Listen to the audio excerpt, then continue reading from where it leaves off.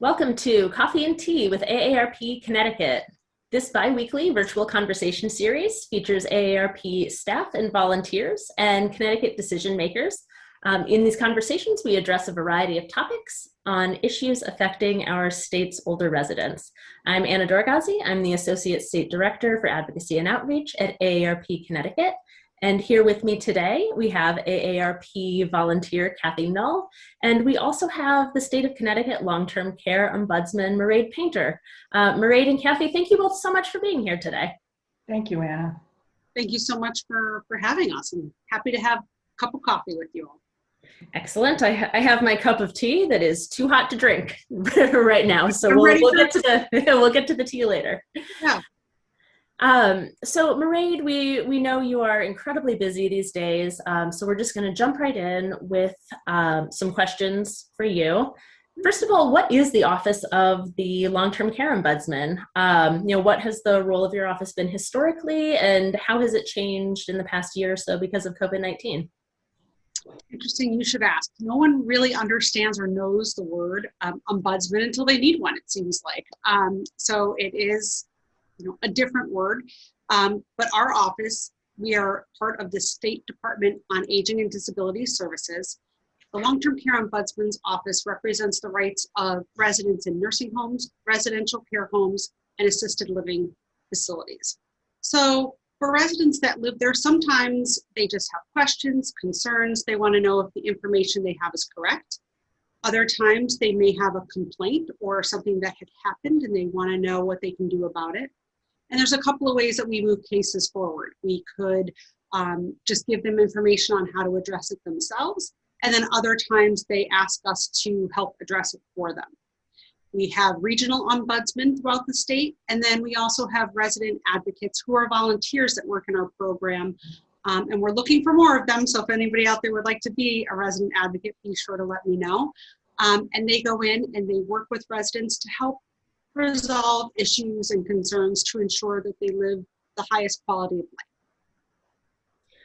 Great, thank you for that. And I know, one of the areas that you have been very, very involved in the last year is helping nursing home residents and their families kind of walk through the COVID-19 crisis. I'm sure everybody who's watching this is aware of just the absolute devastation that we've seen in nursing homes in the past year. We've seen nearly 14,000 residents infected with COVID-19, nearly 4,000 have died. And your office has been really central in helping families and helping residents through this incredibly difficult time. One of the areas where your leadership was really evident and really valuable was on the legislature's Nursing Home and Assisted Living Oversight Working Group, which was a group that convened in late 2020 and looked at some of the issues that we've seen in nursing homes during the past year. Could you tell us a little bit about that group, some of the recommendations it made, maybe some of the things that you've seen in the past year and concerns you've had that you brought into that work group? Sure. So the pandemic has really changed the way that we do our work. In early March, because of the pandemic, there were visitation bans put in place in long-term care communities that made it impossible for family, friends, loved ones to visit residents in long-term care communities, but it also kept individuals from my program out, which was incredibly challenging because that's how we do a lot of our work. We are a resident-centered program. Even if someone else calls in a complaint, we still go and verify it with the resident to ensure it's something they want us to work on and follow up with. When we couldn't go in and see the residents, it was challenging because we had to find other ways to get them information, to make sure that it was the information that they felt they needed. Not everyone is skilled at using the phone independently, and if needing help from someone on the staff, they may not have been comfortable talking in front of a staff member, depending on what the concern was. So we had to rethink and reshape the way that we did our program, as well as making sure that the information as to what was happening inside of the homes and really the unintended consequences related to the infection control measures, what that was having, those consequences that were impacting residents. I was thankful that our governor called for an independent study from, it ended up being Mathematica that did the study, and out of that report came recommendations. These recommendations moved forward to the body that you're talking about. It's called NALOG, the Nursing Home and Assisted Living Oversight Work Group, where we broke down those recommendations and talked about how we were able to move portions forward and what that would look like. The group that I was co-chair for was the caregivers, visitation, and socialization subgroup.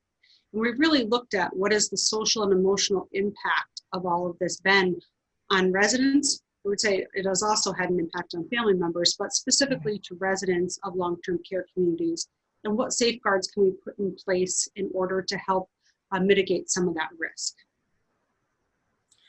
Okay. Are there specific proposals that you see coming out of that committee? We're in the Connecticut legislative session right now and starting to see a lot of bills coming forward. Are there any that you think really do a good job of addressing some of the issues that you've seen?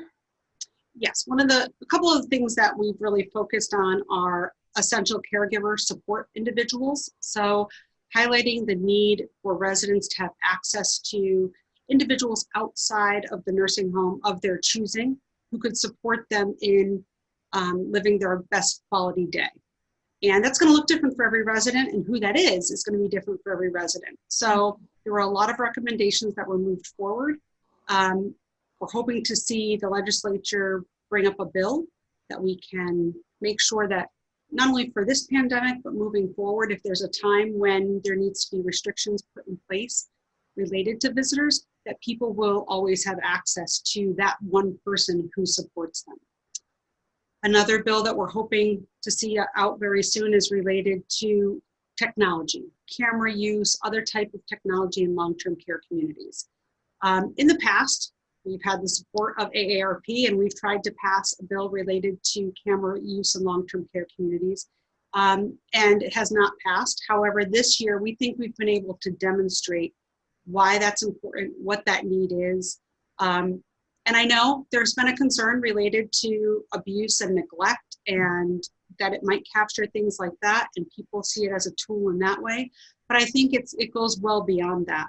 I think we should be able to use technology to its fullest potential and allow people to have that access with their loved ones.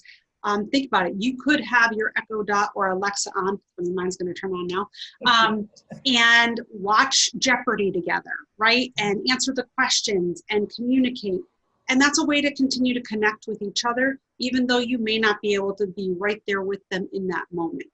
I don't think we've always thought about it in that way. It was actually a family member that brought that up. And how do we really look at technology? How do we look at the rooms that residents live in? We have to think about privacy. We have to think about other implications like that. But I don't think that's a reason not to do something, right? I think that's a reason to look at how can we do it? How do we make it work for people to the best of their ability? And if it's something that you and I have access to, I believe it's something that residents in long-term care communities should have access to. If there's laws in place and rules in place for us, they should mimic what they are there, because if you go into a long-term care community, you don't lose any of your rights as a US citizen. And we should be using things to its highest potential. Other bills that we're hoping to see are related to staffing, as well as infrastructure, infection control measures, other types of things that will help improve the quality of life in long-term care settings. Great. I need my coffee now. Mairead, I'm just so pleased to hear all the good things you're doing and really keeping the whole movement moving forward. One of the questions I have, early on in the pandemic, Governor Lamont issued an executive order that granted civil immunity to nursing homes. After months of advocacy from AARP and from you and other advocates, Governor Lamont recently announced that he was going to let that order expire on March 1st. What does this mean for residents and their families? This is really critical too. It is. Thank you for bringing up that point. It's an important topic. And I do believe that at the beginning of the pandemic, there were a lot of questions and unknowns. Who was going to be working in these settings if there were large outbreaks? What if staff couldn't get in? I understand why it was implemented, but I really saw a need for it to be rescinded. Residents should have the full right to all accountability. They're depending on these individuals to provide them with the highest level of care. And I think we have high level quality nursing homes and long-term care communities in general in our state, and that should be the expectation. One thing I'll say is if you have a question or concern, I've heard some people say that they don't think they're going to be able to bring a complaint forward now. They don't think they're going to be able to have something, any accountability. I'm really suggesting that if you have questions, you have concerns, that you actually get a legal opinion about that. Right. Moving forward, this does provide that now things less than gross neglect, there will be accountability for, and we want to make sure that people understand what their rights are related to that. If people have questions, if something was abuse, they want to talk to us about something that happened. Sometimes residents, even family members, are fearful of retaliation because of that lack of control. They may not have ever experienced retaliation, but because they don't have control over their day or people in their world, they have some apprehension about that. If they call and talk to someone in our office, that is absolutely confidential, and we are not mandated reporters. So we have the opportunity to talk to you about what happened, give you advice or suggestions on how to address it, and then talk about next steps. We won't be reporting that. We would encourage people to report things so that you have that level of protection and safety, but we do understand that people are not comfortable with that at times. Thank you, Mairead. That's really so important because it is about accountability. It's about good care, but it's also about safety. So I think, you are really correct on that. Thank you. Yeah, and we'll ask you again at the end of the program as well, Mairead, but for folks who might just be tuning in for a minute here or there, how do folks get in touch with your office if they do have those concerns or if they want more information? So the easiest way to reach us is to call us, right? And it's 1-866-388-1888. If you call us, I think people get nervous sometimes because they get a recording. We're not physically in our offices right now, but we're still taking calls and getting back to people as quickly as possible. When you leave that message, an intake coordinator will answer your call. They're going to give you a call back and ask you a series of questions to get more information. And then they're going to make sure that they refer it to the appropriate regional ombudsman related to your long-term care community. So please call, leave a message, and we will absolutely get back to you. Great. So, after a really devastating year, and we've spent most of our conversation talking about, how difficult the year has been and areas where we need to see improvement, but it feels like, maybe there's been a little glimmer of hope in nursing homes just since the beginning of the year, thanks to the state prioritizing COVID vaccines for residents. What have you been hearing from residents and from their families about the vaccine rollout? Has that gone well for folks? Have there been concerns, or what's the mood amongst residents? Are people feeling a sense of relief, or is there still so much work to be done? Where are folks at? I think we're starting to feel that sense of hope return, right? Anticipation. People want to know that the next steps are coming.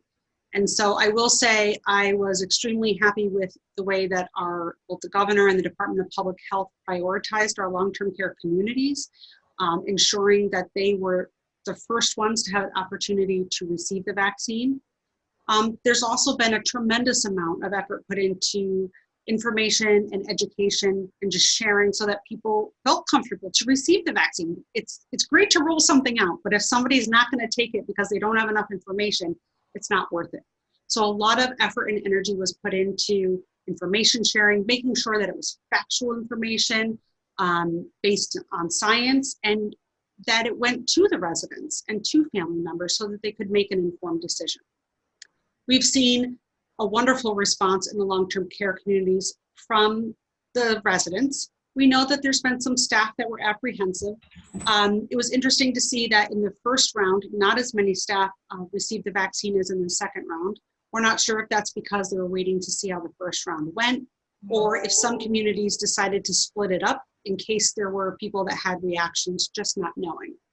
But we are seeing more individuals choosing to receive the vaccine. We have definitely seen a decrease in the number of infections, as well as reports that when someone does get infected, the impact of the infection isn't as great on them. Less individuals being hospitalized. We've seen less individuals passing away. So these are all trends moving in the right direction to get us back to where we want to be. Great. And what are the plans to keep vaccinating new residents? We know, nursing facilities are a place where, you have a fairly steady flow of folks who come in, whether it's for a short-term rehab sort of a stay or who come in as new long-term residents. So what are the vaccination plans for those folks who are just entering these facilities? So that's a great question. There was a lot of concern about that. And I think I started asking that early on, and some people were like, whoa, we're just getting this started. Come on. But they are planning for that. So there were 3 clinics in the long-term care communities, formal clinics, where it was offered to the entire body of people. And when I'm talking about long-term care communities, we have done in our state nursing homes, the residential care homes, and assisted living communities. This has been offered to with the 3 clinics. Mm-hmm. If someone decides on the 3rd clinic, right, to receive their first shot, they're working to ensure that they have a connection to the community to receive the 2nd shot that they'll need. Moving forward, they're going to be working with the pharmacies. I've heard on the news, other people are hearing on the news, that it's expanding. The access is starting to expand. We have new companies that are being approved. So I think this will get easier and easier as time moves on. And so as that expansion happens, they're going to ensure that new residents, you also have staff, right? Staff start working. Maybe someone got their first shot in the community and then they ended up in the nursing home. Mm-hmm. So the one thing I'll say to people is really, really ensuring that your physician knows that you've received the first shot, that you have it written down somewhere, because you want to make sure that within the appropriate timelines, you're receiving that 2nd shot. Or if you go into a long-term care setting or the hospital, they know that you've already received the shot if you're not able to communicate that for any reason. So just encouraging people to have that documented somewhere. Excellent. Wonderful. Thank you. All right, next. One of the most painful issues that AARP has heard about from residents and their loved ones is visitation. And I know you touched on that earlier. What are the current rules related to visitation? And what do you think we need to see next to help reconnect residents with their family and friends? Never in my life did I think that there would ever be a concern related to visitation, right? Traditionally, I've worked in long-term care. This has been something that has been sort of sacred and protected throughout the years, that residents always have the unimpeded access to people that they want to see. Right. And when that changed in March, it was really earth-shattering for many people. In the fall, we know that there were changes made by CMS, and CMS is the Center for Medicare and Medicaid. Mm-hmm. And so people wonder sometimes, how come the federal government is making rules about our nursing homes? Why isn't Connecticut making rules about our nursing homes?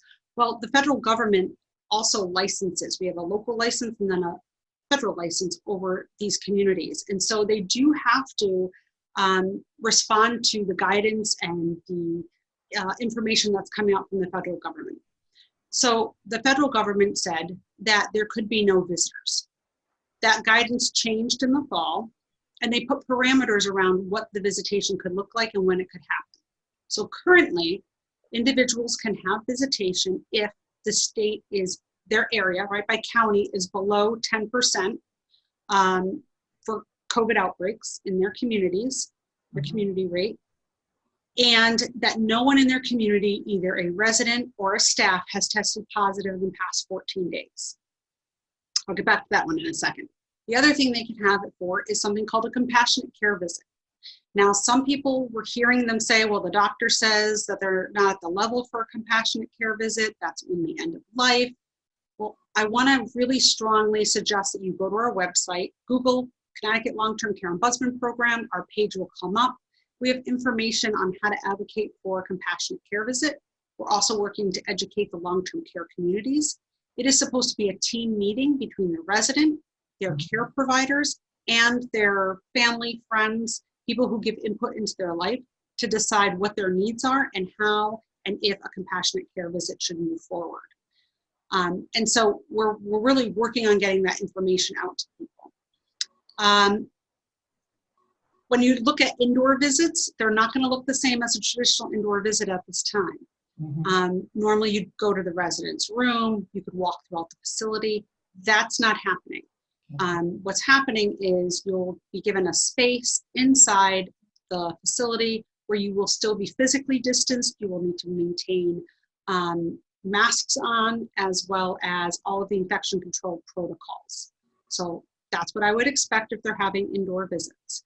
We know that the indoor visits have been a bit challenging because when you're looking at a 14-day period with no one, you have a couple hundred people, no one testing positive, that has come up as a challenge. One area where we want to make sure that people are having access is at end of life. We know this is very challenging. If you have any questions, concerns related to end of life, having the opportunity to appropriately be with your loved one, or if you yourself are someone on hospice and you want information about ensuring that you have access to your loved ones, please reach out and let us know. We're working to ensure that this is going well. We know that many of the homes have come up with a process for this. They've worked out some of the challenges that they were initially dealing with, and they've been able to help ensure that people have that dignity and the dignified end of life that we would expect to see. Thank you, Mary. Thank you. And, you know, I should note we're recording this conversation in mid-February in case folks, you know, stumble upon this video online later. Where can folks go for kind of up-to-date, you know, if somebody happens to come across this video in, you know, late March or April, is there a place where people can get up-to-date information about visitation or about whatever guidelines are currently in place? There's always a few spots, right? So you can always check our website. One of our regional ombudsmen, Dan Beam, thank God for Dan Beam helping me. And they're all the regional ombudsmen are fantastic. Dan helps us with a lot of the tech. So he keeps our website up to date. I would always trust the DPH website, Department of Public Health for the state of Connecticut. There is a national website, the National Consumer Voice. There's also a lot of resources and tools there that you can use regarding issues and concerns that come up. But those would be the places that I would look first. Excellent. Thank you. Wonderful. Thank you. And then finally, something that I think I should mention, in addition to being an AARP volunteer, Kathy Null is also someone who has volunteered with the Long-Term Care Ombudsman Program.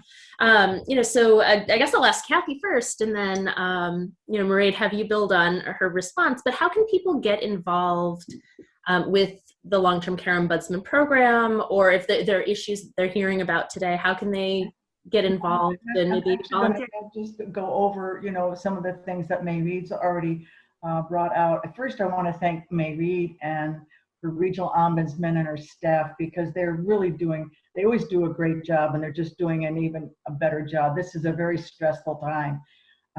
I've been a resident advocate for over 7 years, and so I really understand what they're going through to do all this. I would tell people, you know, very simply, when you do have a chance to go back and visit your loved one in a nursing home or assisted living facility, to kind of pay a little more attention to your surroundings. You know, oftentimes when we're visiting our family in these locations, they don't want to complain, and that's good, you know. But I think, you know, being able to observe what is kind of going on, you know, when you're visiting. I know I've been in facilities that there are families that are able to visit, you know, every week, and that is wonderful. And I think, it's important too to know that, if they feel that they have a problem, to, try to work with the facility itself and see if they can get some help. But then, as Mairead said, there is a phone number for the Connecticut State Ombudsman's office that you can call to explain, what's going on, what you've seen, and that you're not sure that you got any kind of resolution from the facility for help. I also think sending an email is helpful too. Sometimes the ltcop@ct.gov is another way, in addition to the phone, however you're comfortable requesting some information. And it's just, it's a great way to get some advice and information and support. The other website, and Mairead is talked about Googling, is the Facebook website, which Mairead, now I've been trying to check, and you can talk about your Wednesday sessions. And I really learned a lot because I spent a lot of time going back over that website. There's a lot of great information on there. And I think that's helpful too, in the meantime, before you can go back to your facility to see, what's going on. And that, maybe what I'm thinking is an issue. I'm not the only one. There are other people out there with the same feelings. And I think that's important too, because you're right, maybe, when you said that people are not comfortable. They don't want to be a complainer, even the family. They don't want to, cause an uproar and everything. And sometimes, sadly, that's how things kind of, get under the rug. The other one, the portal for the Advocacy Center on our Connecticut website, the portal.ct.gov/LTCOP/Advocacy Center. Is that what Dan's been working on? That is fantastic. I have to tell you. We'll let him know. Yeah, I know. I should send him a personal email. Sure. That is just a wealth of information. And again, I think it's something I believe in anything that I advocate with or I do. I think information is important. Information is important. And I think, we're going to get bits and pieces on TV. So information is important.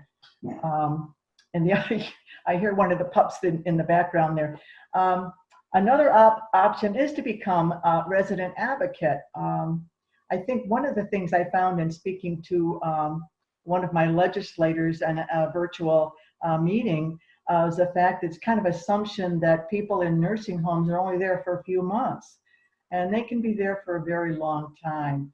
So I think I've always found that in that position it's helpful. I can share my observations, visit with the residents. Anything that I observe that I don't feel that if I've talked to somebody at the facility is I'm getting maybe the right answer, I know that as soon as I contact my regional ombudsman, I'm going to have support. We are assigned a nursing home. We try to visit weekly. And I think the really touching thing is, in addition to doing all this, there are many residents who still don't have family nearby. And so you become someone they look forward to, that you're going to talk to them. Just sit down and spend a few minutes with them talking to. So I think, there are a lot of options here depending upon how involved you want to get. But I think that the information that Mairead and her team have provided is just fantastic. Wow. Thank you, Kathy. Kathy, that was you covered a lot of information there. And I will say that 7 years ago, I was a regional ombudsman, and Kathy was one of the people on my regional team. So she was one of my RAs, which is wonderful. And we thank you so much for that. And like we said, we really need to grow our resident advocate program. It's something we feel is really important. There are some criteria around that, but if you want more information on it, certainly reach out. You also touched on our Facebook and YouTube. So at the beginning of this pandemic, I wasn't quite sure how to get information out to residents and family members, and I decided to do Facebook Live a few nights a week, which I had never done before. And I wasn't even sure if people how they would find it or if they'd sign on, but they did, and it's been a good way to get information in and out of the homes. So residents can sign on, ask questions live, get answers. The thing that happened that I didn't expect, I didn't anticipate that it would become almost like a live resident and family council, where people hear what's happening in other homes, that, wow, you can do that there. I was told that couldn't happen. Well, if you can do it. And it created this network of people that have really come together to work with NAWLOG, to reach out to their elected officials, to really raise up the voices and shine a light on long-term care in a way that we've never seen it happen in the past, right? There's never been this much focus. Anna, you brought up some of the positives that come out of this pandemic. And I do believe that that is one of the things that will come out of this terrible time, is that this has really shown a light on our long-term care communities, what's going well, and where we need to make some real changes. And directly getting that information on them, you can go onto YouTube and watch the past Facebook Lives if you don't have access to Facebook Live. But read some of the questions and hear the answers and get the information. We were lucky enough to have AARP come on with us many times, as well as the Department of Public Health. Also, one of our goals, it always is, but especially during this period of time, is to be doing and moving things forward with the residents and family members and not for them. Right. And I think that's really important to remember whenever we're making decisions that impact people's lives. We assume that everyone in a nursing home has memory care issues and couldn't tell us. Well, I hate to tell you, even people with memory care issues can make their needs known if you take the time to listen. And not everyone in a long-term care setting isn't able to communicate, nor are they all maybe older adults. We have people of all different ages. So this is really given an opportunity to change the perspective about the way people think about our long-term care communities, and hopefully moving forward, we'll continue to look at how, at least in our state, we have the highest quality ones. Thank you, Mairead. It's about aging with dignity, and I appreciate that. It is. Great. Thank you so much, Mairead, for making the time to talk to us today and for sharing this really important information. Thanks as well to Kathy for sharing your perspective and being part of the conversation today. I should note, AARP Connecticut has these conversations, these coffee and tea with AARP going on every other Thursday. Our next conversation will be March 4th at 9 a.m. So again, thank you so much. And before we wrap it up, any closing thoughts, Mairead? Maybe share your contact number one more time for folks. Thank you. Sure. Contact number 1-866-388-1888. And Anna, I want to thank you as well as the entire AARP team, not only for the support throughout the pandemic in this time, but the ongoing support and the relationship that you all have with the older adults in our communities, and keeping that at the forefront of people's minds, and your partnership in our Elder Justice Coalition. So thank you. Great. Thank you so much for all you do. It's been a really hard year, and we've taken a lot of comfort in knowing that you and your team have been there and have been you're working so hard on behalf of residents and their family members. So thank you for all you do, and thank you for being with us today. Thank you.